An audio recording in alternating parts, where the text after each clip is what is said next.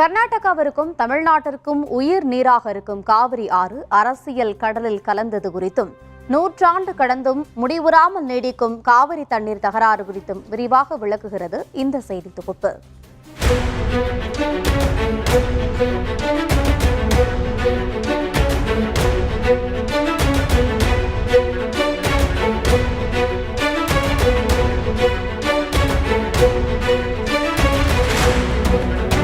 காவேரி கரை புரண்டு ஓடும் யுத்தத்தின் துவக்கம். காவேரி, காவிரி ஒரே பெயருக்கு இரண்டு உச்சரிப்பு. இரண்டில் எது சரி? இளங்கோவடிகள் சிலப்பதிகாரத்தில் காவேரி, காவிரி இரண்டையுமே பயன்படுத்துகிறார். அப்படியானால் இரண்டுமே சரிதானே? இது போக இன்னொரு பெயரும் உண்டு. பொன்னி நதி பார்க்கணுமே. பொன்னியின் செல்வன் பாடல் குறிப்பிடுகிற பொன்னி காவேரிதான். கர்நாடக மாநில குடகு மாவட்ட தலைக்காவேரியில் உற்பத்தியாகி தமிழ்நாட்டின் தர்மபுரி மாவட்டம் ஒகேனக்கலில் பொங்கி மேட்டூரில் நிரம்பி ஈரோடு, திருச்சி, தஞ்சையை செழிப்பாக்கி சோழர்களின் துறைமுகம் பூம்புகார் வழியாக கடலில் கலக்கிறது காவேரி. காவிரியின் நீளம் கர்நாடகாவில் 320 கிலோமீட்டர், கர்நாடக தமிழக எல்லையில் 64 கிலோமீட்டர், தமிழ்நாட்டிற்குள் காவிரியின் நீளம் 416 கிலோமீட்டர். ஆக அதிகமான பாசன பகுதிகள் தமிழகத்தில்தான் இருக்கிறது.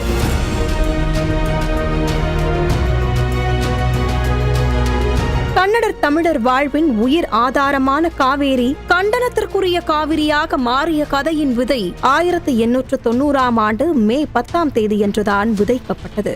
நீரை பங்கிடுவது குறித்து மைசூர் சமஸ்தானம் சென்னை மாகாண அரசு இடையே அன்று நடந்த முதல் பேச்சுவார்த்தையே முறிந்தது. பிறகு 1892ஆம் ஆண்டு நடந்த 3வது பேச்சுவார்த்தையில்தான் சென்னை மாகாண அரசின் ஒப்புதல் இல்லாமல் மைசூர் அரசு காவேரி மற்றும் அதன் துணை ஆறுகளில் அணைகள் கட்டக்கூடாது, அப்படி கட்ட விரும்பினால் சென்னை மாகாண அரசின் ஒப்புதல் பெற வேண்டும், அதில் இரு தரப்புக்கும் உடன்பாடு ஏற்படவில்லை எனில் இந்திய அரசால் நியமிக்கப்படும் தீர்ப்பாளர்களின் முடிவுக்கு விட்டுவிட வேண்டும் என முடிவானது. ஆனால் 1906ஆம் ஆண்டு கண்ணம்பாடி அணை கட்ட, அதாவது இன்றைய கிருஷ்ணராஜசாகர் அணையை கட்ட திட்டம் ஒன்றை மைசூர் அரசு முன்மொழிந்ததுதான் சர்ச்சையின் துவக்கம்.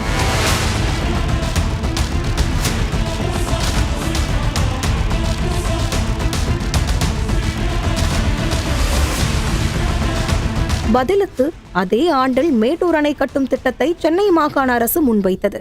இரண்டு அரசுக்கும் இடையே அணைகள் கட்டுவது தொடர்பாக உடன்பாடு ஏற்படாததால் இந்திய அரசு இப்பிரச்சனையை தீர்ப்பாளர் முடிவுக்கு விட்டது. 1913ஆம் ஆண்டு நீதிபதி HD கிரிஃபின் என்பவரை நடுவராக நியமித்தது. இரண்டு அரசுகளும் அணைகளை கட்டிக்கொள்ளலாம், ஆனால் மேலணையில் 6.5 அடி உயரமும் ஒரு நொடிக்கு 22,750 கன அடி தண்ணீர் ஓடும்படி காவிரியில் தண்ணீர் விட வேண்டும் என்று மைசூர் அரசுக்கு தீர்ப்பளித்தார் கிரிஃபின். ஆனால் சென்னை மாகாண அரசு ஏற்றுக்கொள்ளவில்லை. மேலணையில் 7 அடி உயரமும் ஒரு நொடிக்கு 26,750 கன அடியும் தண்ணீர் வந்தால்தான் பழைய பாசன பகுதியை பாதுகாக்க முடியும் என்று இந்திய அரசுக்கு மேல்முறையீடு செய்தது. மேல்முறையீட்டை ஏற்கவில்லை இந்திய அரசு, ஓயவில்லை சென்னை மாகாண அரசு. லண்டனில் இருந்த இந்திய அமைச்சரிடம் முறையீடு செய்தது. இந்திய அமைச்சர் சென்னை மாகாண அரசின் கோரிக்கையை ஏற்றுக்கொண்டார். மக்களின் வாழ்வாதார காவேரி வாழ்க்கையை விரட்டும் காவேரியாக மாற்றப்பட்டதன் துவக்கம் இதுதான். பிறகு 1924 பிப்ரவரி 18ஆம் தேதி கிருஷ்ணராஜசாகர் அணை கட்டுவது தொடர்பான ஒப்பந்தம் கையெழுத்தானது. அதே ஆண்டுதான் மேட்டூர் அணையும் துவங்கப்பட்டது. கிருஷ்ணராஜசாகர் அணை கட்டப்பட்டதற்கு பிறகுதான் பிரச்சனை விஸ்வரூபம் எடுத்தது. மேட்டூர் அணை நிரம்ப வேண்டுமானால் கிருஷ்ணராஜசாகர் அணை திறக்க வேண்டும். வேண்டிய போது தண்ணீர் திறக்காமல் தங்களுக்கு வேண்டாத போது திறக்கும் முறைக்கு மாறியது. கர்நாடகாவில் பெருமழை வெள்ளம் வரும்போது தமிழகத்திற்கு தண்ணீர் வரும். அதோடு தேசிய கட்சிகள் தங்கள் கட்சிகளுக்கு செல்வாக்கு இருக்கும் மாநிலத்திற்கு ஆதரவாக செயல்படும் தேர்தல் அரசியல் அணுகுமுறை காவேரியின் போக்கை திசை மாற்றிவிட்டது. இன்றும் தீர்க்கப்படக்கூடிய அந்த சிக்கல் தீர்க்கப்பட முடியாத தோற்றம் தருவதும் அதனாலேயே. நதி வெள்ளம் காய்ந்து விட்டால் அது நதி செய்த குற்றமில்லை, அது சதி செய்த குற்றமன்றி வேறு யாரம்மா?